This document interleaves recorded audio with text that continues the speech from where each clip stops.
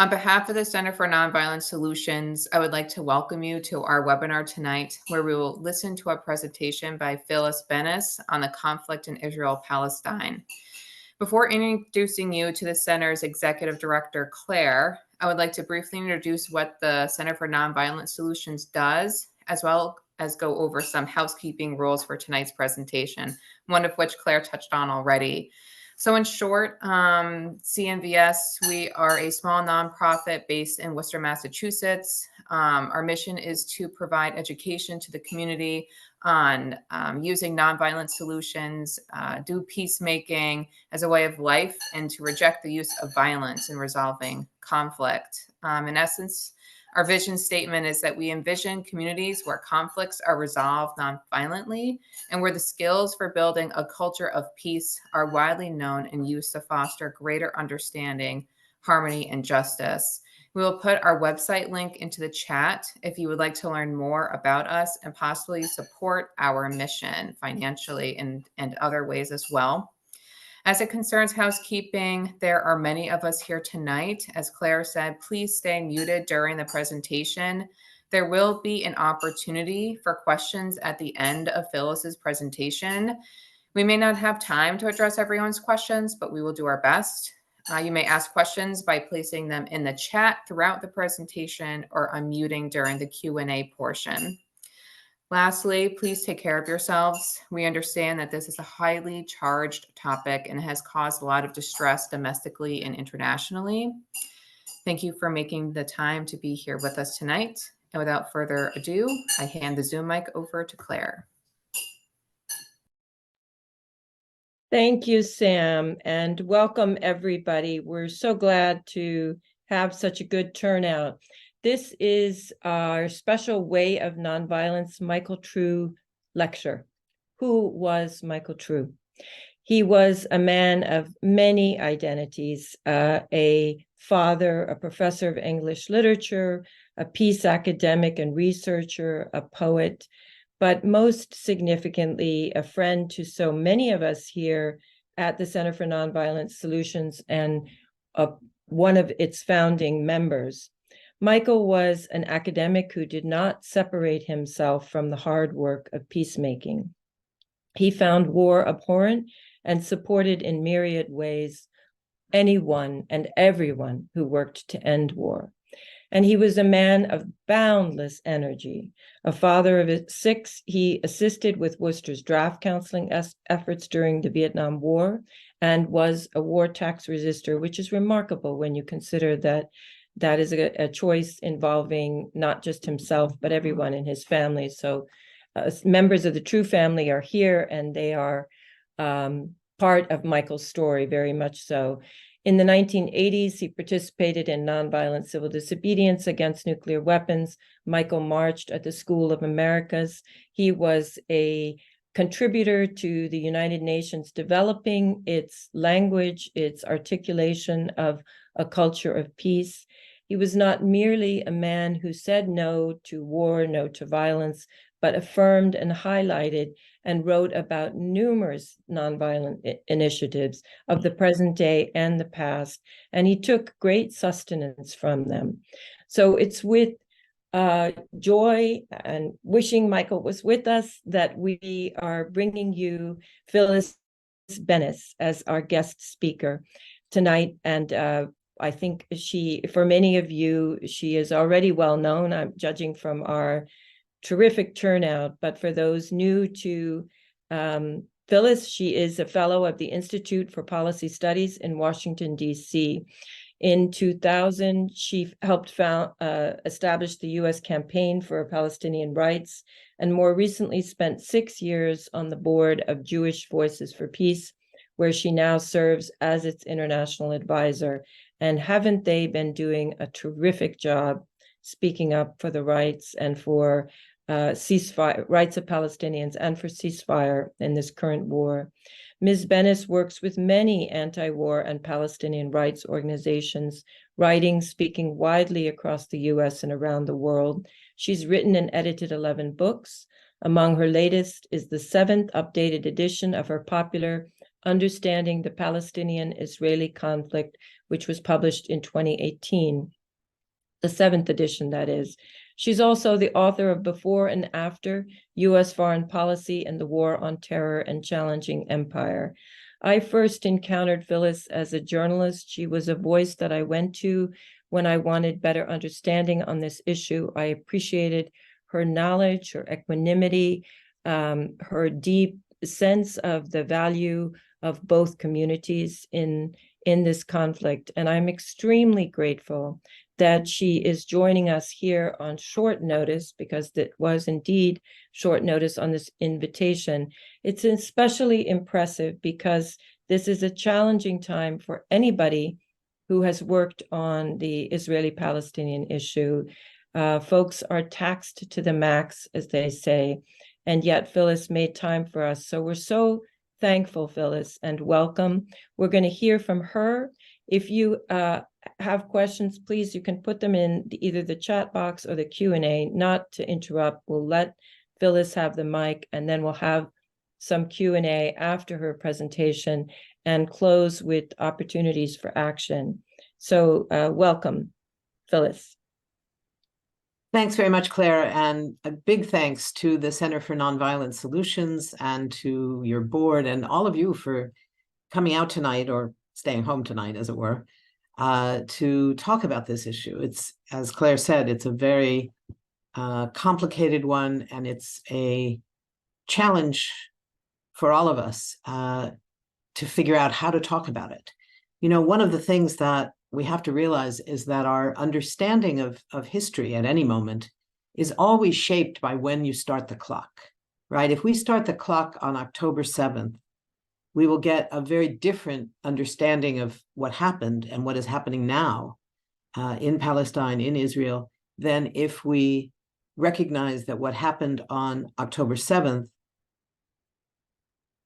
was something that happened in the context of many years, many decades of occupation, a 16-year-long siege of Gaza, a consistent level of violations of international humanitarian law, the laws of war, specifically the laws that prohibit collective punishment, that demand that there be a distinction made between civilians and combatants, the laws of proportionality, all of these international laws that have been violated so consistently for so long, and recognizing that what happened in Israel on October 7th was a complete violation of international law, that while an occupied population that is facing a military occupation has the right of armed self-defense, it does not have the right to ever attack civilians. And the majority, although not all, of the people who were killed were indeed civilians, and that's a complete violation. So we have to hold all of these various aspects of what was happening on October 7th simultaneously in our minds as we try and sort out what we think about it, what it means in terms of what came next, right? And these kinds of questions, when the Secretary General of the United Nations, Antonio Guterres, said that as he condemned the attacks of October 7th, he made clear that in his view, this did not happen in a vacuum, was the way he put it. This was not a vacuum. And in response to that, the Israeli ambassador demanded that he be fired for saying that this did not happen out of the blue. It did not just explode with no history. So that gives you a sense of kind of what we're facing as people around the world, indeed, not only here, struggle to come to terms with all of this. So what we're looking at now is something very different, a qualitative difference than earlier attacks on Gaza. Many of you know that for a long time, Israel has taken the position, what the Israeli officials call it, is mowing the grass. It's their racist term for the occasional need to assault Gaza and to bomb Gaza and to kill people in Gaza, to essentially remind them of who's in charge. It's not any more strategic than that. but it is a regular thing. What we're seeing now, what we've been seeing since October 7th or 8th, is not that. This is of an entirely different level. There certainly is a qualitative escalation underway on the ground. The numbers of people who have been killed in such a short time, it's now over 11,500 people who have been killed, of whom more than 40% are children, many of them babies.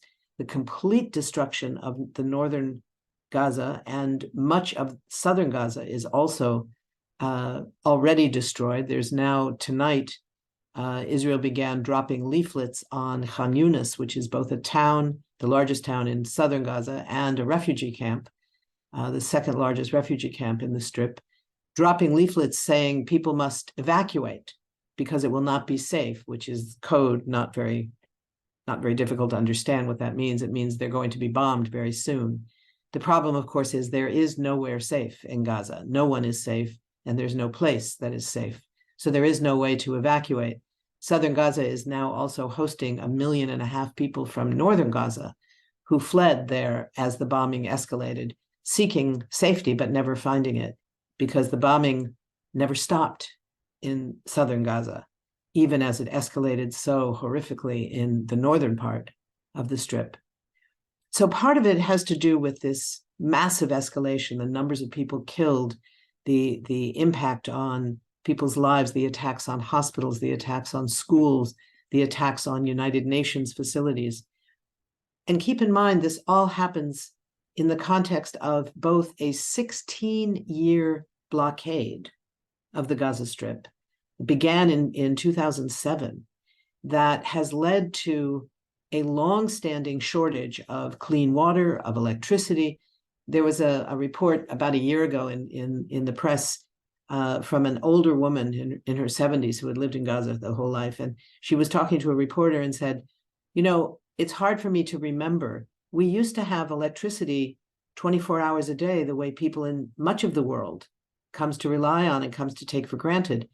Now, we're lucky if we get 6. This was a year ago. This wasn't in the context of the current escalated sanctions and escalated denial of food, water, electricity, all of these things, which are now being kept out by the Israelis since this siege began, a special siege, a harsher siege. And, you know, it's one of these things. I've traveled in Gaza a lot, and I've studied the humanitarian impact, and I thought I knew most of sort of what the impact was of this longstanding, what is now a 16-year siege in Gaza. But I saw something just a few weeks ago that just stunned me. It should not have been surprising, but I was still shocked by it. That in the old siege, right, the good siege, if you will, that was before this current massive escalation of the siege, the impact on children was so severe that 20% of children in Gaza were stunted before the age of 2. Just think of that for a minute. It means that 1 out of every 5 babies born would be stunted before their 2nd birthday. Not because there was not necessarily some food available. It's new now that people are actually hungry and have nothing to eat. But there was no good food. There was no protein. There was no fresh vegetables, no fresh fruit, all the things children need to thrive.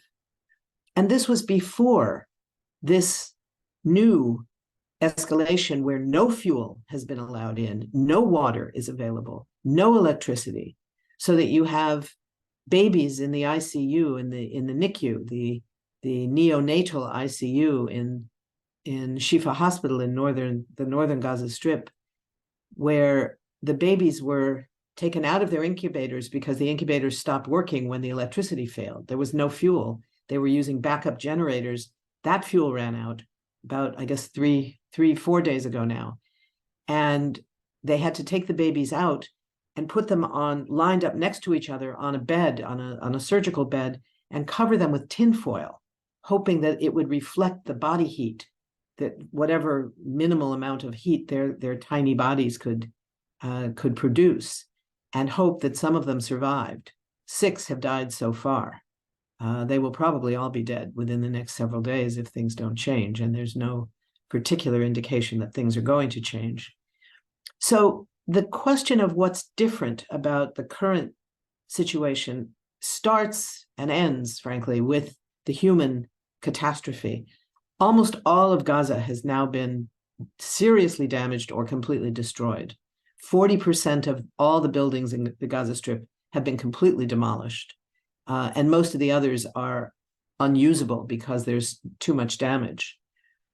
But it's not only a question of the humanitarian impact. It's also part of a global political shift that had already begun, that was already starting before this crisis erupted, in which now we're seeing the question of Palestine very much at the center of the global debate over what's happening in our world, where the question about the diminished capacity of the United States to remain the sole superpower, to remain the hegemonic power in all ways, military, economic, environmental, in all those ways. Theoretically, the US would claim to be the strongest, biggest bully on the block, although they wouldn't put it that way necessarily in this town. But all of that is now changing as the US is increasingly isolated around the world. In the United Nations, at the last vote, which was not in the General Assembly, it was a committee of the General Assembly, the vote was, I'm forgetting how many voted, it was 121 voting in favor, and in the General Assembly itself, sorry, I'm mixing up my numbers, 121 supporting a ceasefire, and only 14 voting against. Of those, of course, the US and Israel. Of the other 12, 5 of them were among the small island states, which have to struggle for independence, but they also represent an incredibly tiny population, so that the entire population of all 5 of those small island states, the Solomon Islands, Micronesia, etc., amounts to about 250,000 people, about the more or less the population of my neighborhood of Washington, D.C. That was 5 of the other 9, of the other 12. So, the numbers of countries that were actually supporting the US-Israeli position was tiny. And what we're seeing now is that the US is so isolated around the world that it's unable even to protect Israel from some of the global impacts, not the serious ones that would actually cause a change in Israeli policy, but some of the symbolic issues. There's now 6 countries in Latin America, South Africa, a number of other countries that have withdrawn their diplomats from Israel and are shutting down Israeli embassies in their country in protest of what Israel is doing. So it's a very different time where you had the other day 18 UN agencies and a number of the most influential and well-known humanitarian organizations around the world and human rights organizations, from Amnesty International, Oxfam, to the UN Development Program, to UNICEF, the World Food Program, all coming together to call for a ceasefire. It's as if the whole world is now united around this immediate, urgent call for a ceasefire, and it's the United States that prevents it. It's the United States, it's the Biden administration that is saying, no, we don't need a ceasefire yet. Something that is an old pattern in the United States. We can go back to 2006 when Israel was at war with Lebanon, and Condoleezza Rice went to the United Nations and said, no, we don't need a ceasefire yet. And then again in 2008 and 2009 during the Israeli assault on Gaza, Operation Cast Lead, again, Condoleezza Rice in her last weeks in office, we don't need a ceasefire yet. And then again in 2014, we had the same phenomenon under President Obama. In all of these arenas, and then we get to 2021, we have the same thing under President Biden. But what was different in 2021 was that there was a huge pushback for the first time, not just in our movements that each time have come out and said, yes, we do need a ceasefire, despite what you say, there must be a ceasefire. In 2021, that opposition was far broader. So it started with 12 Jewish members of the House of Representatives, all Democrats, who wrote to their president, their own party, beginning with letters that started all with Israel has the right of self-defense, we stand with Israel, et cetera, but demanding a ceasefire. That was the first time we had seen that. 25 members of the Senate were the next. And then my personal favorite here, 500 former staffers of the Biden-Harris campaign, the people who actually ran the campaigns in every city and every state, 500 of them signed an open letter talking about the urgent need for a ceasefire in the context of what was then 73 years of Israeli oppression against the Palestinians. And what was so important about that was not only the letter itself and the pressure it brought to bear on Biden, but the fact that those 500 staffers, these are people who have to get a new job every year. They have to go to a new campaign every year. They had made the judgment that signing such a letter was no longer political suicide, and that they would still be able to get work. And they did. Not one of them lost their job because of it. In the past, we had always heard over and over again, can't criticize Israel. It's the third rail issue. You just can't do it, can't touch it. Well, it turns out you can, and the sky doesn't fall.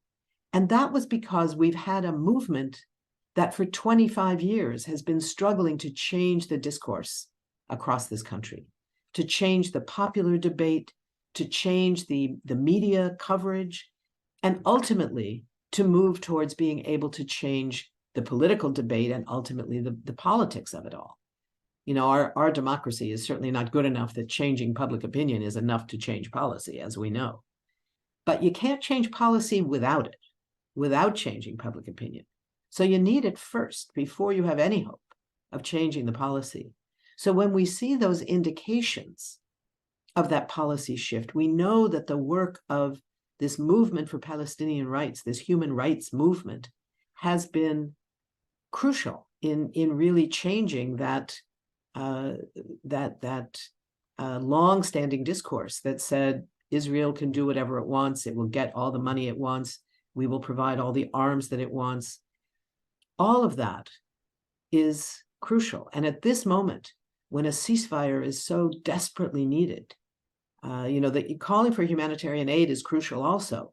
But frankly, all the aid in the world could go right now, and it wouldn't be enough if the bombing continues.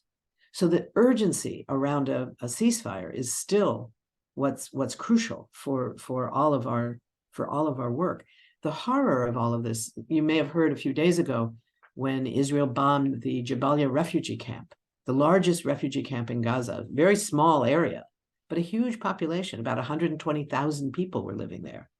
And they dropped two 2,000-ton bombs, the biggest bombs in their arsenal, on this incredibly crowded center of downtown Jabalia, which is like a medium-sized city in the Gaza Strip, killing over 100 people right there from that first bomb. And then they dropped another one. And then the next day, they dropped several more, and then claimed, well, there was this one guy, there was this one Hamas leader that we were trying to get, and we think we got him. And there was one of these moments of, first of all, really, you don't even know if you got him or not. You killed maybe as much as 150 people right there that day in that one little speck of land, and you don't even know if you got the guy because you didn't really have decent intelligence about where he allegedly was. That was the first instinct. And then the second one was, wait a minute, even if you killed him, even if he was who you say he was, one of the leaders of the people who carried out those horrific attacks on October 7th, you still don't have the right to attack an entire population. That's the definition of collective punishment. It's one of the three big components of the violations of international law that Israel is now carrying out. Collective punishment is illegal across the board. It's illegal to not distinguish between civilians and combatants. That's across the board. And any military attack, even one that might be legal under other circumstances, which this one was not, but if it were, it has to be proportional. Killing at first glance 150 people, it probably is up to about 250 by now, because so many were caught under the buildings. It may have been even more. There's nothing proportional about that. You're going after one person, and so you kill hundreds more. Not acceptable and not in conjunction with international law. It's a complete violation. What we're seeing now, beyond the attacks on Jabalia, it's even worse because we're seeing the attacks on the hospitals. You know, this is not the first time Israel has claimed that Hamas uses the hospitals in Gaza as their command and control center. And like the times before, they still have produced no actual evidence that that's the case. There simply has not been any evidence. Doesn't mean it's impossible. It is certainly possible. But there has been no evidence produced to say it. And if it were true, we come back to those three requirements. You still cannot target a hospital unless it is absolutely being used as a place from which bullets are flying, which they don't even allege. They claim it was a communication center, command and control center. That is not enough to make an exception out of the absolute prohibition in international law against attacking hospitals. Period, full stop. The same thing about collective punishment, the same thing about distinction. All of these things apply again. There is no proof, and even if there were, it would still be illegal under international law. What we're now hearing from UN officials, and again, a new report just came out today, signed off by a larger number of UN special rapporteurs than I've ever seen sign off on one document. I didn't count them, but it looked like close to 25, and there's only about 30, so it's almost all of them, signed off on a staggering accusation of the threat of genocide, which is now facing the people of Gaza. And it's a very serious accusation, not only because of the popular understanding of what that word means and what it means in history, but there's a very precise definition of genocide in international law, in the International Covenant to prevent the crime, to prevent and punish the crime of genocide. There's two parts to it. And what we're seeing now, it's clear, there's really no question about it, that Israel is carrying out both parts. The first part is it's a specific intent crime. Any of you who are lawyers, you know the term. It's what they use to distinguish certain kinds of, in criminal law, certain kinds of crime is only a crime if it was meant to be. You know, you can make a mistake in your bank account and end up with $1 million that doesn't really belong to you. But if you didn't intend to do it, it might be hard to prove that it was fraud. Fraud is a specific intent crime. You have to intend to do it. Genocide is a specific intent crime. And it's often very hard to prove intent because a genocidal impact is not the same necessarily as being able to prove it was deliberate, that that was the goal of the actions. But in this case, you have the president of Israel calling the Palestinians, saying that the Palestinians in Gaza, that there are no civilians. There are no civilians, so they can all be killed. You have the defense minister calling them human animals. You have the minister of Jewish heritage calling for Israel to use its nuclear weapons. Interestingly, for the first time for an Israeli minister, acknowledging what the whole world knows, that there is an Israeli nuclear weapons arsenal, but calling on Israel to use its nuclear weapons to nuke all of the population of Gaza. You have the member of the Knesset, Ariel Kalner, calling for a second Nakba. The word in Arabic means catastrophe, and it's the word Palestinians use to describe in 1947 and 48, when they were expelled from their land and dispossessed of their homes. And he's saying this should be a second Nakba that would overshadow the first one and get rid of all the Palestinians. These are clear examples of specific intent to get rid of this group of people. So that's the first criteria for what makes something the crime of genocide. The second is there has to be one of five acts of violence that are designed to make that happen, to make that real. It turns out that Israel is already committing 4 out of the 5. The first is killing members of the group. The second is seriously injuring members of the group, mental or physical illness, mental or physical injury. The third is creating conditions that make it impossible for the group to survive. Well, that's what they're doing to Gaza by destroying the entire territory. And the fourth is preventing births. Preventing the birth of babies is an act of genocide. And in this case, we're seeing the prevention of the birth of babies by killing their mothers and by killing the babies and by denying electricity to the hospitals that are keeping them alive.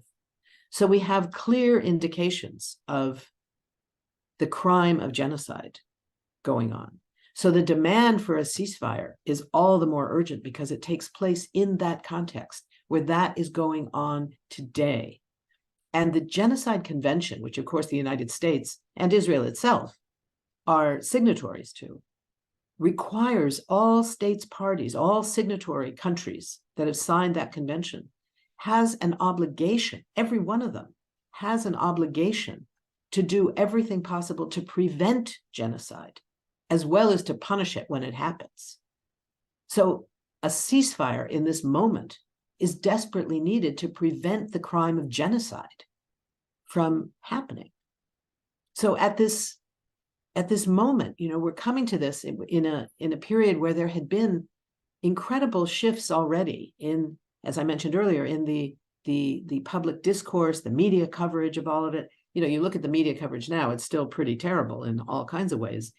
But compare it to 20 years ago, it's night and day. There are Palestinian voices all over the mainstream press, which was just not the case 5 years ago, let alone 10 or 15 or 20 years ago. And it's had an enormous impact. If you look at Jewish public opinion, just about a year and a half ago, I guess, there was a big survey of Jewish public opinion in the US. And it turned out that 25% of American Jews said they believe that Israel is an apartheid state. That's kind of stunning. 38% of young Jews said the same thing. 44% of Democrats, not just Jews, said that Israel is like apartheid. They were a little more cautious. They didn't say it was an apartheid state, but said it's like apartheid. But all of those are completely different numbers than I think people assume to be the case when they think about where Jewish public opinion is. It's the reason that organizations like Jewish Voice for Peace, which I'm so proud to work with, that have been doing, as Claire said, such an incredible job keeping this issue in front of policymakers and people in power daily since all of this began. The reason that JVP is growing so fast, and the reason that young people, young Jews who are growing up in this country have choices now, that it's not like when I was growing up as a young Jewish kid in California. If you were Jewish, you identified with Israel. That's what there was. There wasn't any option. But now there's options, and young Jews are growing up identifying with social justice movements, identifying with the Black Lives Matter movements and the environmental justice movements and the movements for Palestinian rights. So all of that has changed all of these things. There's a threat, I suppose, that we could lose some of those changes now in the context of the horrific acts that happened on October 7th. But I somehow think that we're not going to, at least not permanently. We still see right now, 66% of the people across this country want a ceasefire right now. 80% of Democrats, President Biden's own party, 80% of his party want an immediate ceasefire right now. It's extraordinary. 56% of Republicans and 57% of independents also want a ceasefire right now. So I'm a little bit less frightened than I was at the very beginning that we were going to lose some of these gains in changing public opinion. The press is talking about President Biden's position, saying that he's becoming more critical of what the Israelis are doing. But the reality is, it's just not enough. What he's doing is making some requests. He's saying, please try to avoid some civilian casualties. Well, you can't avoid civilian casualties when you're bombing a crowded part of the world. You just can't. It doesn't work that way. It's impossible. The bombing of Gaza in the first 3 weeks of this crisis killed more civilians than the entire, what was then 19 months of the horrific war in Ukraine in 3 weeks. So that's the level of bombing that we're seeing. There were more children killed in that first 3 weeks of bombing than in any one year, starting in 2019 until now, in any one year, looking at the entire range of conflicts all over the world. The conflicts in Ethiopia, the conflict in Yemen, all the conflicts around the world together did not lead to as many children being killed in any one year as the number of children killed in the first 3 weeks of this war in Gaza. So what we're desperately needing now is a continuation of what this movement has been doing, and we need to keep the pressure on Biden so that he doesn't think he can get away with saying, please try to avoid civilian casualties, and maybe later, please try to consider having some kind of a temporary pause, a humanitarian pause for a few minutes each day where you would allow in a little bit of humanitarian aid somewhere and not bomb in this particular block of Gaza City while you're continuing to bomb the rest of the Gaza Strip and continuing to kill people in such enormous numbers. What you need is an entirely different conversation. You need a conversation that starts with President Biden saying to Bibi Netanyahu, you're killing too many people. We need a ceasefire now, and you need to open up this siege, end the siege, and let the humanitarian assistance in, period, full stop. And Netanyahu comes back and says, no, we're going to do what we want. And then you hear the answer from President Biden, a very different answer. The answer then is, okay, that's your position? Fine. Whatever is left in the pipeline right now of the $4 billion in cash and arms that we give you every year, you can kiss that goodbye. And you know the $14 billion we're trying to negotiate now from Congress to get Congress to agree to give it to you to carry out more of this war? You're not getting that either. And you know how we always protect you at the United Nations so that you're never held accountable, and all of your leaders, political and military, never have to worry about being held accountable at the International Criminal Court? We're not doing that anymore. And you're going to be held to trial. You're going to be held in judgment for what you're doing. That's the beginning of the conversation that we have to have. And when we have that conversation, I think we will see a ceasefire pretty damn quick. Because right now, what Netanyahu is hearing, why should he say yes? You know, I was reading something the other day in the Washington Post. There was a piece sort of trying to sort out why would Netanyahu not give in to U.S. pressure, because the U.S. is so crucial to Israel's wealth and power. You know, we pay for 20% of their entire military budget. If we give them this year that additional $14 billion, we'll be paying about 78% of their military budget this year. Nobody else does that, and no other country gets that. But Israel does. So why wouldn't they go along with it? Why wouldn't they go along with a ceasefire? Well, the answer is they're not having that demand. They're having polite requests. And there's no reason to answer a polite request in a way you don't want to, because there's no consequence. When Netanyahu says no, Biden throws up his hands and says, well, what am I supposed to do? I can't do anything. It's like, yeah, you can, but you're not. And that's just not acceptable. It's just not acceptable. So this bear hug diplomacy that we've been seeing, no matter what he says, the image is still that huge bear hug that he gave Netanyahu when he arrived in Israel in, what was it, week 2, I guess, of this assault. That's a big problem.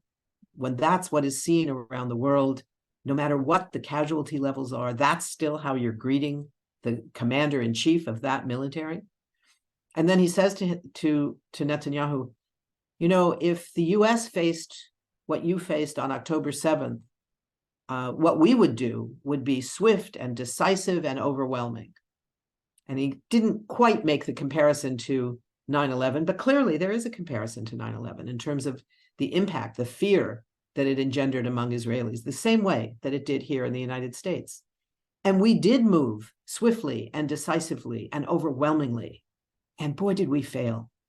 We failed in Afghanistan. We failed in Iraq. We failed all around the world where the so-called global war on terror suddenly became the framework within which everybody around the world was expected to live or die. What a huge failure that was. And here he is saying, that's what we would have done. You should do the same thing, but try not to make all the mistakes we did. What did we do that wasn't an enormous mistake? What possible example could you be pointing to that was not an enormous mistake? So this is what we're now looking at. We're looking at something very similar to what happened after 9/11. The day after the weekend of the October 7th attacks, it would have been October 9th, the Monday, the attack, the defense country, I'm not able to talk anymore. The defense industry stocks, including Lockheed Martin, the biggest of all of them, went up by $23 billion on that one day in capitalization after the October 7th attack. Because boy, did they know they were going to have a great advantage, that there were going to be a lot more orders for a lot more weapons, a lot more killing, a lot more civilians were going to die. That means they're going to need planes and bombs and drones. And boy, were they rubbing their hands with glee. $23 billion in capitalization, higher than it had been before. This is what happens in this country while the US is vetoing a ceasefire at the United Nations in the context of all that, of all that history. So the most important thing right now is to stop the US from vetoing the ceasefires. Make the US demand it of Israel, of their long-standing client state, if you will, in the region. Because if we don't, we are going to see a historical crisis of absolutely unprecedented proportions in this century. And it has turned the question of Palestine into a central issue for the world. And we in the United States are going to be held accountable for enabling these horrific attacks to go forward. We're hearing now in Congress about $106 billion more that they want to add. $61 billion for Ukraine, the $14 billion for Israel. To Israel's entire military budget is $23 billion. If we add the $14 billion to the $4 we already gave them, we have $18 billion. That's 78%. It's crazy. It's crazy. It just makes no sense. The question of war crimes is so indisputable at this point. And it's fine for the United States to say, well, you know what? We don't go by international law. We just go by our own laws. Well, there's plenty of our own laws that are being violated on an hourly basis as well. The Arms Export Control Act, the Leahy laws, all of which prohibit selling or giving weapons to any country where there's this kind of longstanding history of pattern and practice of human rights violations. Can anybody deny the pattern and practice of Israeli human rights violations? This is why the most well-known and most respected and most mainstream human rights organizations, Amnesty International, Human Rights Watch, B'Tselem in Israel, Yesh Gevul, all of these organizations have come to the conclusion that Israel is committing the crime of apartheid on a daily basis. They have some differences in where and how it applies, but that's the conclusion of them all. And in the context of all of that, we have Netanyahu now just calling for a holy war against Gaza, referring to the Bible, referring to the story in the Bible of Jews, the Israelites, being ordered by God to annihilate the entire population of the Amaleks for revenge, for vengeance, not for justice. I guess you can find pretty much anything you want in the Bible. And that's what he wanted. That's what he found. And he said, that's our story. That's our story, to annihilate an entire population. And it says in the Bible, kill them all, women and babies, camels and donkeys. It goes through everybody that should be killed. It's very reminiscent to the words, the language of the generals of the US Army in what were known as the Indian Wars, when once in a while a few soldiers would come back to a commander who had just told them to attack a peaceful village of sleeping people on the shores of a river and say, hey, they're sleeping and it's children, it's babies. And the answer famously was, kill them all, nits make lice. This is what Netanyahu is now calling for in Gaza. So what we're dealing with now, with this urgency of needing a ceasefire, that we need to stop the killings. What is the US doing instead? Instead of calling for a ceasefire, it's escalating all around the region, claiming that the goal should be to prevent the expansion of this war to the region.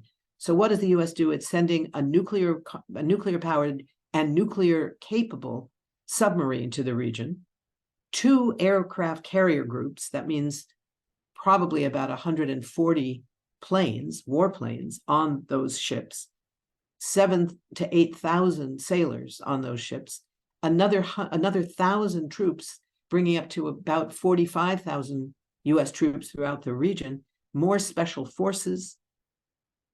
And this is supposed to make us safer. This is supposed to make sure that it doesn't expand. So that's where we are right now. 6 weeks into the newest war, the newest crisis that our government is enabling. And we have a lot of work to do. We have a lot of work to get a ceasefire done. And I heard something, I want to end in a minute so we have time for discussion and questions. I was at the big protest, some of you may have been there as well, in Washington, I guess about 2 weeks ago now. There were about 100,000 people. It was an extraordinary, probably the biggest pro-Palestinian demonstration for Palestinian rights, Palestinian lives that we've ever had in this country. And walking around, it was a lot of young people, a lot of people that were probably at their first protest. And in a couple of occasions, I heard conversations among young people. One would say to the other some version of, I don't understand why we're just concentrating on a ceasefire. That just seems like so little. Shouldn't we be talking about Palestinian freedom and everything we want? And I wanted, to sort of shake them and say, wait, we need a ceasefire first. People are dying. And then, yes, we want to talk about Palestinian freedom and equality for Israelis and Palestinians and everybody in the region and all of that. But first, people are dying. Every 10 minutes, a child is being killed by Israeli bombs that we pay for. They're our bombs, they're our planes. It's F-16s dropping US-made bombs. And every 10 minutes, a child is dying. So yeah, a ceasefire is what we need. Let me stop there and we can open it up for conversation and questions and whatever. Thank you. Phyllis, again, thank you very much. That was a lot of information and sobering information, and I hope at the same time motivating information. We need to keep our courage and our stamina up right now. So this is the time when we open it up to questions, and people are invited to put their questions in the chat, or if I go to gallery view, I might be able to see some of you who raise your hands, but the preference is to put your questions in the chat. And I'm going to get us started with a ridiculously obvious one. Why is the US resisting a ceasefire? Why are our representatives in the state of Massachusetts, liberal Massachusetts, resisting a ceasefire? Especially since you have noted that 80% of Democrats, we are a Democrat-dominated state. Why the rational resistance? There's a couple of parts to it. The Washington Post position was that partly Biden is personally committed to Israel, and partly there's the sense that in any administration, it would be politically impossible. I happen to think that the first one is irrelevant. I don't think anybody's personal views should have any relevance at all. And the second one, I think, is just wrong. I think it's because people in Washington live in a bubble. I think if you asked Senator Warren or Senator Markey or your congressional representatives, are they aware that 80% of Democrats want a ceasefire? They would probably reluctantly admit that they did know that. Do they know that 25% of American Jews think that Israel is an apartheid state and want conditions on military aid to Israel? Probably not. And part of the problem is they're probably telling the truth when they say they don't know that, because they don't have time to read very much. They rely a lot on what their staff give them in answer to any particular question that emerges when something is coming up. There's people that are serious, more serious than others in Congress, and Senator Warren and Senator Markey are two of those. So they may know more than some of the others about where public opinion is or isn't. But it's also true that public opinion isn't the only determinant for senators and congresspeople who are concerned about staying in office. They are very worried about false accusations of anti-Semitism, which are a big problem in this country, not least because they are a big problem in preventing the fight back that's so desperately needed against the real rising anti-Semitism that is underway in this country. Islamophobia and anti-Semitism are both on the rise, and the focus on the false claims of anti-Semitism that are used so often against people running for office are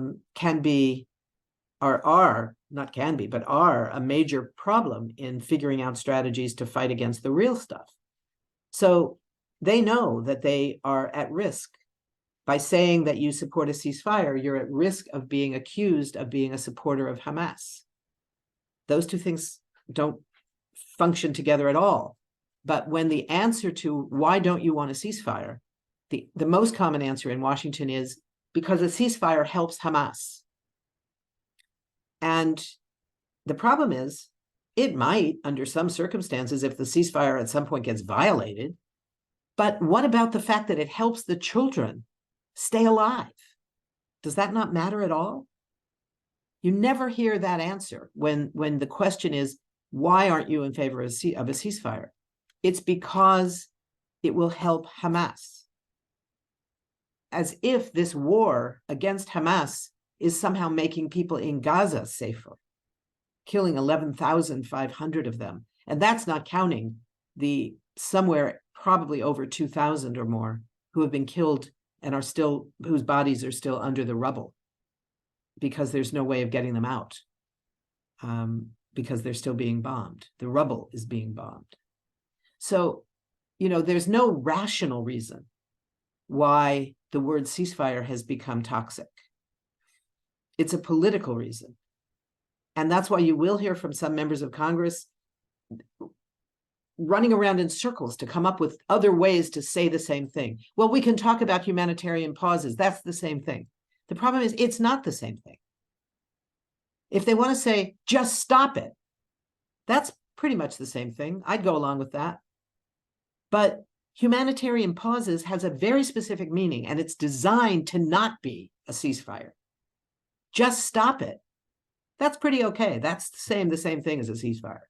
So if you come up against somebody who won't say the word, say, fine, just say stop it. All sides. Stop it and don't start it again. That's fine. But when you say you just want a pause, it means you want to identify a 3-block area for 2 hours one day, won't get bombed.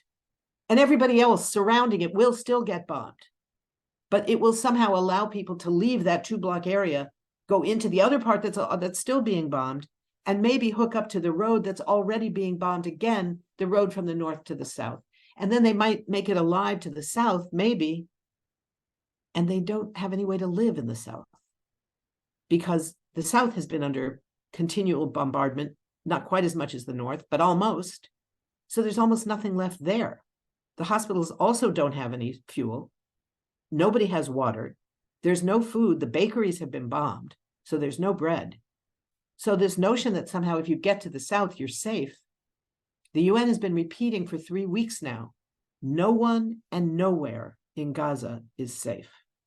That's why we need a ceasefire. We have a lot of questions coming in.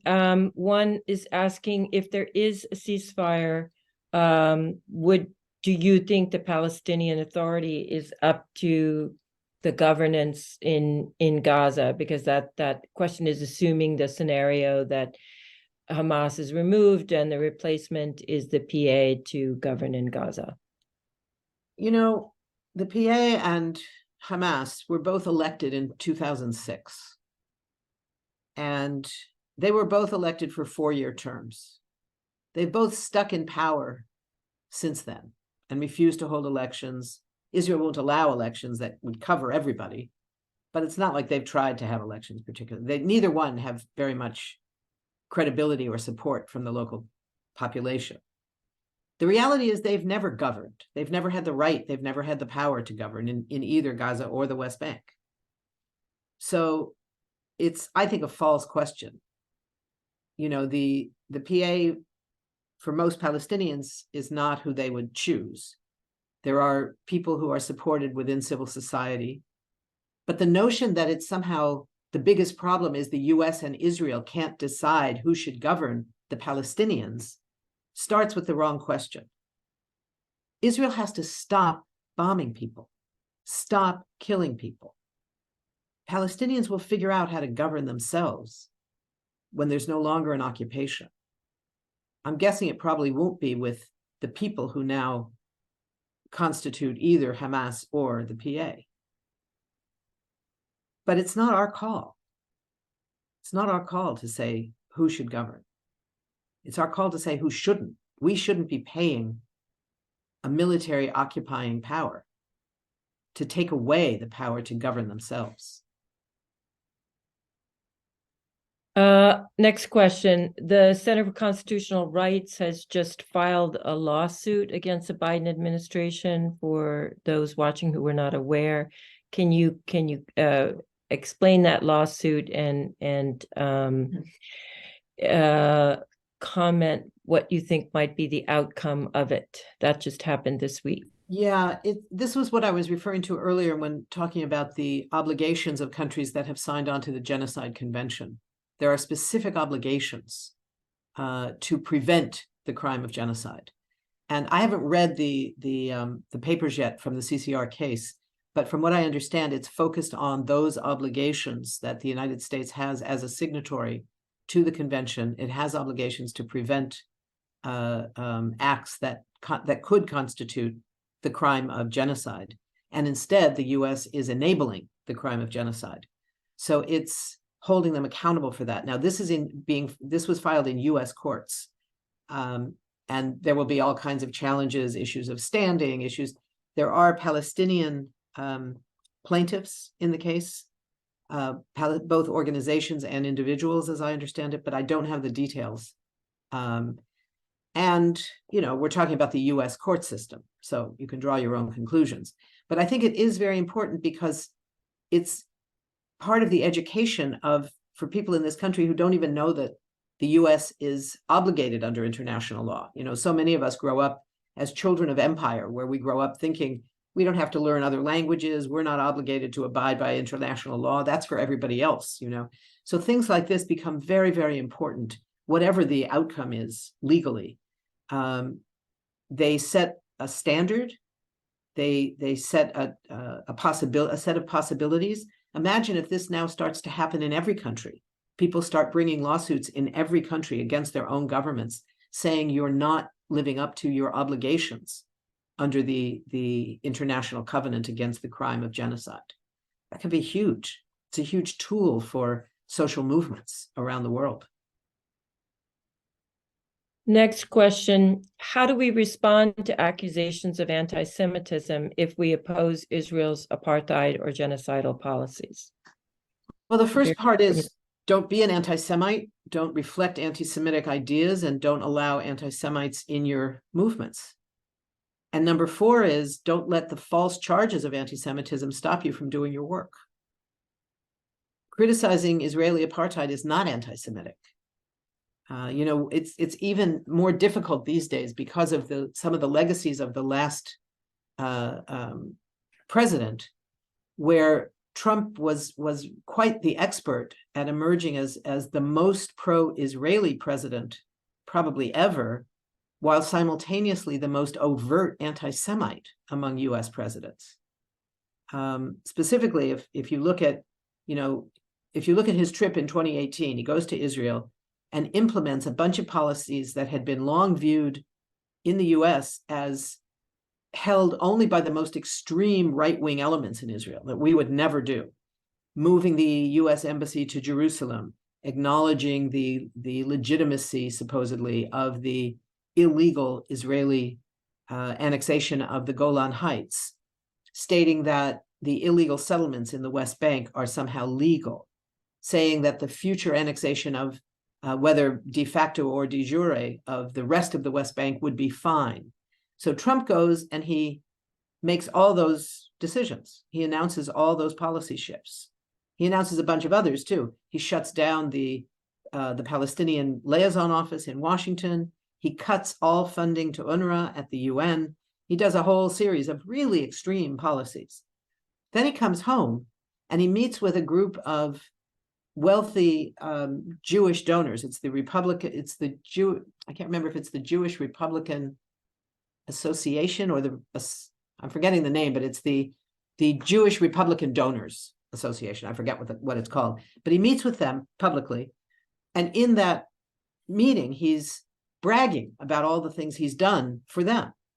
And he says at one point, he's talking about his announcement that the US now recognizes as legal Israel's 1981 completely illegal annexation of the Syrian Golan Heights, which no other country in the world recognizes, and which the UN has over and over again found is illegal and in fact imposed serious sanctions on Israel when it did it.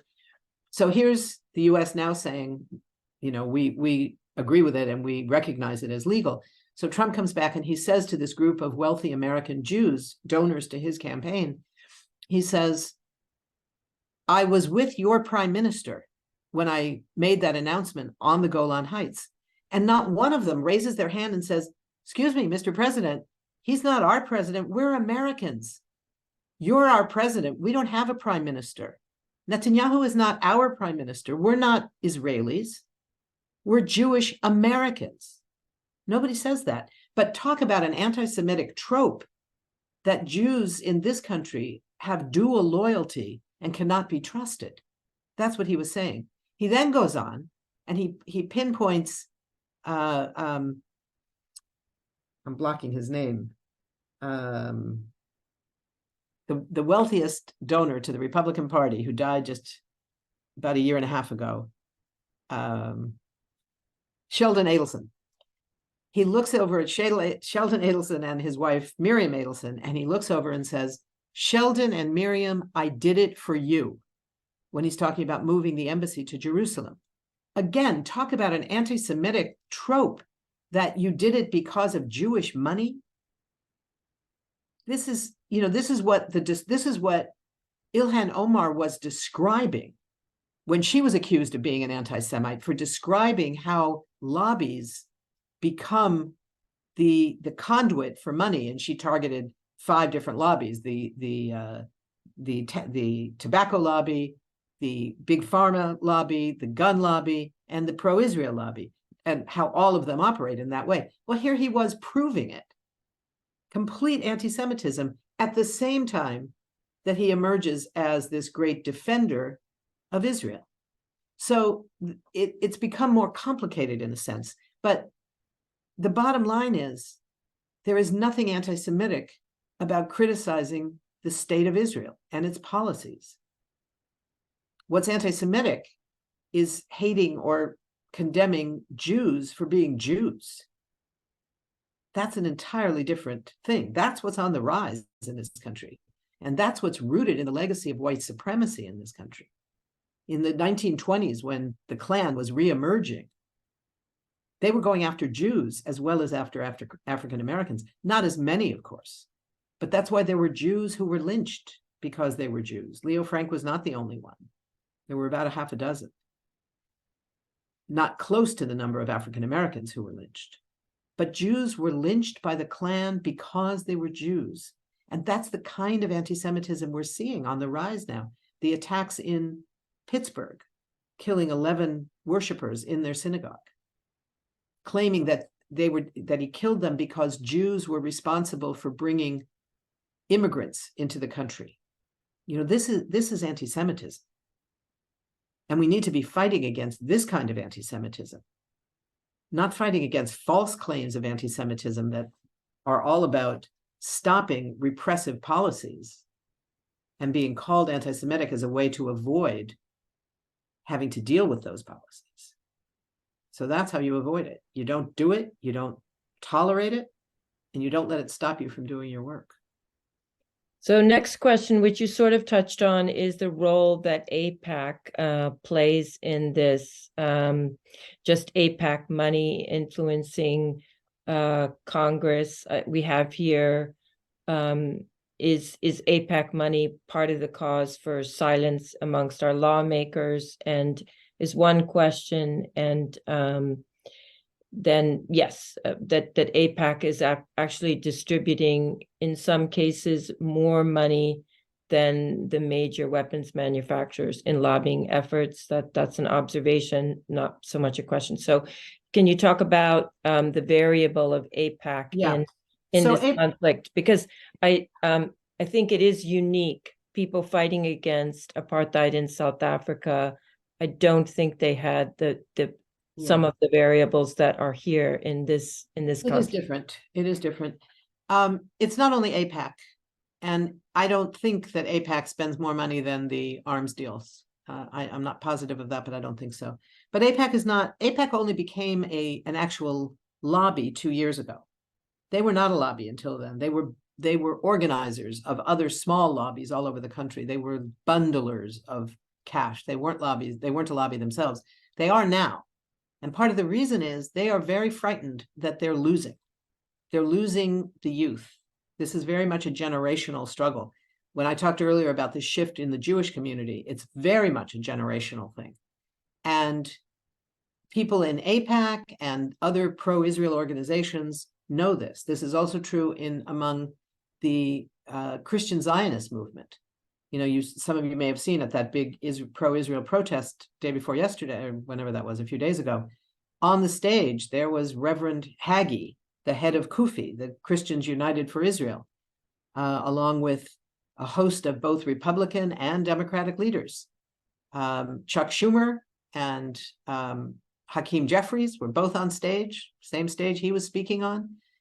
And part of it has to do with money. Certainly money plays a role in their influence in Congress, although it's not as much direct funding of campaigns. It tends to be more the threat of funding a challenger if you don't toe the line. It comes out, that's more common. But what's different now is the pro-Israel lobbies, particularly the Jewish component of the pro-Israel lobby, which is only one part of it, used to be able to deliver not only money, but also votes. That's no longer true. And that's what they're worried about. Because when this generation, these are people of my generation and my parents' generation that are still, that are still around. That's where there's money traditionally coming to these organizations. The younger generation, when there's a generational shift of where that money goes, it's not going to be the same thing. So I think, in terms of the influence, money is still very important, but it's not just being used on campaigns. It's also being used for educational stuff. It's being used for fighting back at the local level, at the state level. The fact that we have more than 30 states that have either passed or are considering laws criminalizing BDS, the consummate non-violent means of trying to pressure Israel to end its violations of international law. The pro-Israel lobbies are very much very much involved in that. It's not just about what they're doing in Congress. So all of this is a huge challenge that we face. But what we have on our side is not so much money. We're not going to be able to mobilize, that kind of big cash or something. We have people. We have people who are not okay with seeing what we're seeing on our television screens, seeing Israel carrying this out with U.S. planes and U.S. bombs and U.S. guns, whether it's the settlers or the IDF. This is happening on our watch with our money and with our enabling of it. And that's what more and more people are not willing to accept. So that's what we're seeing now. So, you know, the role of AIPAC is certainly important, but it's never been the only reason for the so-called special relationship between the US and Israel. It's always been a combination of political factors that include the lobbies, as well as the strategic factors. Israel has always been an important ally of US interventions abroad, not only in the Middle East, but in Latin America. If you look at in the 1980s, at the height of the Cold War, when there was a big campaign in the US to stop funding and stop sending arms to the Guatemalan military junta that was in charge at the time. The effect of that was that Israel replaced the US as the main arms dealer, and the Israeli Galil rifle replaced the M16 in the real genocide that was being carried out in the Guatemalan highlands. So there's a long history of that kind of collaboration in Africa, in Latin America, as well as in the Middle East. And the combination of political and strategic relations still exists. It changes. It changed during the Cold War, after the post-Cold War period. And then when we had 9/11, it changed again. So it's shifted over and over again. But there's always been that combination of political and strategic reasons for the U.S.-Israeli alliance. We have a couple of questions centered on Israel, since you're over there in that corner. One is examples of, are there calls for ceasefire coming out of from Israeli population? And Netanyahu, will he get pushed farther to the right? What's his game plan and here, or lack of game plan, as some very tricky analysts have been worried about? It's very tricky to figure out exactly what his game plan is. His main game plan is staying out of prison. The reason that his far right coalition came to power was that was the only combination of parties that he could put together that would promise him that he would remain prime minister. As soon as he's no longer prime minister, he goes to jail. And he really, really doesn't want to go to jail. He's facing 4 separate corruption charges. He'll be convicted almost certainly on 1 or more of them. I'm guessing on probably all 4, but it doesn't really matter. But he faces long years in prison. And he really wants to avoid that, because Israel does have a history of putting its former prime ministers in prison for various corruption stuff. He's managed to stay out of it by remaining prime minister kind of forever. And the only way he was able to get around it this time was by putting together this extremist coalition that included 2 parties that had been prohibited from participating in even running for office because of their extreme racism. The Jewish Power Party, which was the party of the former American Rabbi Meir Kahane, the founder of the Jewish Defense League here in the US, and which was seen as so racist even in the Israeli context, which, if you think about how racist Israeli laws are, you know, that require racial discrimination, that say only Jews have the right to do certain things, to hold certain property, et cetera, et cetera. Imagine how extreme you have to be prohibited from running candidates for the Knesset because you're too extreme towards Arabs. So that party, Jewish Power, is not only now running legally in the Knesset, but they're in the government. This is Ben Gvir, the guy you hear about all the time. He's the minister. I forget which ministers are which all the time. He's the minister of security. And there's another, the religious Zionist. In charge of the police in the West Bank. Right. Gvir. Right. And they have enormous power. And the only way that Netanyahu stays in office as prime minister is to keep them in power. So I don't see that happening. Now, the question of, is there a call for a ceasefire? There's hints of it from some of the families of the hostages, who of course are desperate to get their people back under any circumstances. And they would accept a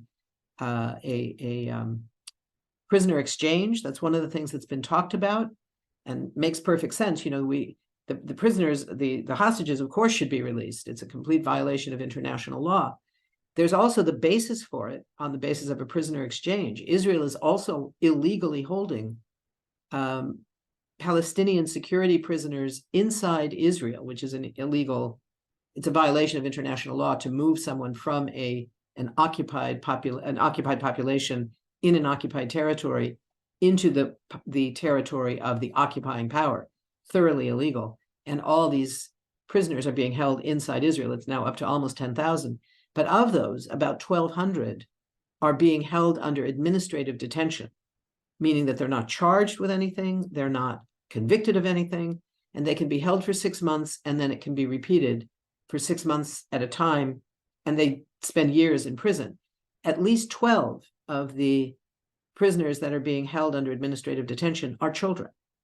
So there's every basis to talk about exchanging children for children, women for women, men for men, any categories you want, between the hostages, the 240 hostages, some of whom are military also, they're not all civilians, and the prisoners that are being illegally held inside Israel. There's not a movement calling for a ceasefire in Israel. And the support for the war is very, very high. Support for Netanyahu is still very low, but it's as if people are putting that all aside until the war is over. They like the war, they support the war, which was also true, we should be clear, in the United States after 9/11. 88% of people in this country wanted to go to war in Afghanistan. And it took years, as many of you will remember, of incredibly hard work for the anti-war movement to change that. The same thing is happening in Israel. The problem in Israel is much greater because the progressive movement in Israel had been under such pressure and had shrunk so much. And we should be clear that one of the effects of this current crisis was the end of the protests that were going on, that had dominated so much attention all around the world. About a year of these massive protests of 2, 3, even 400,000 people coming out into the streets on Fridays, every week, demanding an end to the threat of ending the judicial independence. There was a fear that they would be losing women's rights. They would lose LGBTQ rights. All of that was very real for Israelis. What was not included in those demands, in those fears, was the occupation. Because they all knew, and it was talked about very openly. There was a very explicit decision made by the leadership of that movement, which was a very broad movement. And the leadership made the very clear decision that if they included demands having anything to do with ending the occupation, let's just say they would not have had 400,000 or 500,000. They would have 4,000 or 5,000, or maybe even 400 or 500 in the streets. That was very real. And so they made a very clear decision not to even mention demands about ending the occupation during that entire year of mobilization. And in fact, some of the leaders of that mobilization, one, for example, was Benny Gantz, who there was just a report today from the State Department. I guess it was just in the last day or so, Tony Blinken, the Secretary of State, met with him. He ran for prime minister about 4 years ago, didn't win, but he was part of that coalition that ran against Netanyahu. And he ran on he had a video, his campaign video was shot from a helicopter over Gaza because he was the commander of the attack on Gaza in 2014 that went on for 50 days and left 2,200 Palestinians dead in Gaza. And his campaign video was showing the devastation that was left in Gaza after that attack. And that's what he was the most proud of in his military career. And that's what he used and said, look at this, look what I did, vote for me. So that's who was making up this opposition coalition that we were hearing so much about. So the answer is no, there's not really a movement for a ceasefire. There is, as I say, the position of the families is they want anything. And I think some of them are talking about a ceasefire, but that's not quite the same thing as an actual movement for a ceasefire to end the war. There have been a few journalists, very brave, and obviously some activists, but they're very, very isolated. The work of Amira Haas and Gideon Levy in Haaretz remains stunning, and they're incredibly brave. But it's very, very difficult, and there's a lot of isolation. We are coming close to 8:30. I had just one question, and we wanted to close out with some actionable steps that people might be able to take. That was a question that was asked of you, and our board chair, Sean, has put together some ideas. So I have just two quick questions. The first one you would get from your critic, but Phyllis, Hamas is firing rockets at Israel. It is, they are not innocent. They are firing. So what is Israel to do? So how do you respond to that question? Because it's accurate. There have been many rockets fired. They still are being fired. Luckily, they're so inaccurate that nobody so far is being hurt by them in this round. But they're obviously illegal. They can't be aimed at a military target, which makes them illegal under international law. It's why we need a ceasefire. That's the answer. We need a ceasefire on all sides. Now, is there a danger that Hamas might violate a ceasefire? Sure. There's a huge danger that Israel might violate a ceasefire. All of that is a danger. But you need a ceasefire. And then you struggle to have it work. And you also look at that thing that nobody's ever allowed to talk about called root causes. Root causes. And until you do, you're going to be in danger of new explosions happening with every generation. This was something that the CIA started talking about very publicly in the first couple of years in the war in Iraq, that the biggest thing that the US war in Iraq was accomplishing was building support for the opposition. The biggest thing they did in Afghanistan was building support for the Taliban. Because people, what a surprise, don't really appreciate people coming into their country to kill them and kill their children. So when adults get killed, those children who lost their parents grow up to want revenge. And they take revenge. And that's all part of the story here. This is not, it comes back to how I started. History changes by when you start the clock. If you start the clock on October 7th, you're going to have a very different answer than if you look at the reality of where history was on October 6th and going back years and decades. And that's the only answer. And last question, Judaism or Jewish identity, it means many things, but it's a statement of one's faith tradition. And I'm just curious, I'm going to put you on the spot. If that aspect of your being a Jewish woman, your faith tradition has influenced your own stance opposing war, and if you feel comfortable saying a word about that. Yeah, I'm perfectly comfortable with it. I can't say that. I mean, I grew up very active as a very active Zionist. I was being trained to be what we used to call a professional Jew. I was going to go work for the Jewish Centers Association. I was a camp counselor at Zionist youth camp. I was, the youth group leader. I did all that stuff. So that was a very huge part of my life. I'm not sure that it made me anti-war per se, because what happened when I first was becoming aware of war was, as I was finishing high school, about to go off to college at the height of the Vietnam War, I left behind all this Middle East stuff and went off and became a full-time anti-war person and did that for several years. And it wasn't until several years later that something that I don't really remember happened that kind of threw the Middle East back at me and said, you got to think about this stuff. And I remember thinking, I think maybe I was wrong about this Israel stuff. I'd been studying imperialism, studying colonialism, and I wasn't sure what it all meant. And in one way, it was very much being a good Jewish girl. What do you do in that sort of a situation? You go read a book. So I went to my father's library to read Herzl, the founder of modern Zionism, who I had known as a great hero because he was the founder of modern Zionism, but I had never actually read his diaries. I'd read The Jewish State, his sort of posturing about what a Jewish state would look like. But I never read his diary, and I went and read his diary. And I got to the part where he writes these letters to Cecil Rhodes, who I knew about then, which I hadn't known about as a kid. And he wrote these letters to Cecil Rhodes asking him for support for his project. He basically wanted Cecil Rhodes to give him entree to the British crown to support the idea of a Jewish state in Palestine, what ultimately became the Balfour Declaration years later. This was at around 1895, something like that.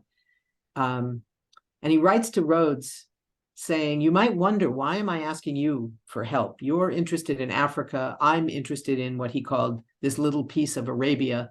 You're concerned about Englishmen. I'm concerned about Jews. So why am I asking you for help?" And then he answers his own question and says, "Because our projects are both something colonial." And I read that and I said, whoa, nobody ever taught me that. That's kind of new and different. I think I better rethink all of this. And that was how I sort of changed in terms of my positions on Israel, Palestine. I think that social justice is very fundamental to at least Judaism as I grew up with it. We marched for equality and rabbis marched with King very early on. So that history is very real. It's not a coincidence that so many of the white people in SNCC were Jews. So many of the white people in the Communist Party were Jews. And the phenomenon that we now know as PEP, Progressive Accept Palestine, doesn't only happen with Jews, but it happens a lot with Jews because there's an emotional connection to Israel. So it's all very complicated.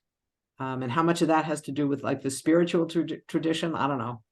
But it's all part of, growing up that way and then coming to other conclusions as you grow up into anti-war moments.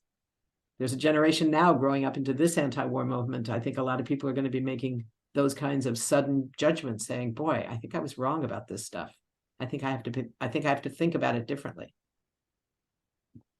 Yes, that was a very beautiful observation from the son of one of the hostages who was killed. His mother was Vivian Silver. She was a long time peace woman, and her son said, "I think we have to change. We have to come up with something new."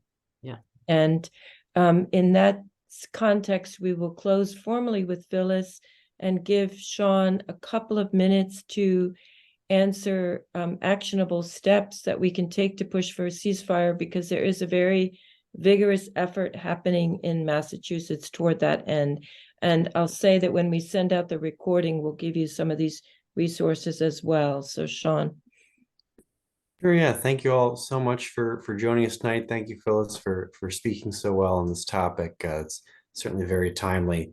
We were talking a lot in the run-up to this event, board and staff, about kind of how overwhelming, these kinds of conflicts can be, especially just in the context of the last few years. We've also been seeing this grinding war in Ukraine, and how it can often feel in these global contexts like there's not a whole lot we can do. So we wanted to just compile a few actions that you can take. So a couple of us from the board put some thoughts together. I'll keep it brief because I know we're a bit over time, and I'll try to post some of this in the chat as well, but this will be going out, as Claire said, with an email.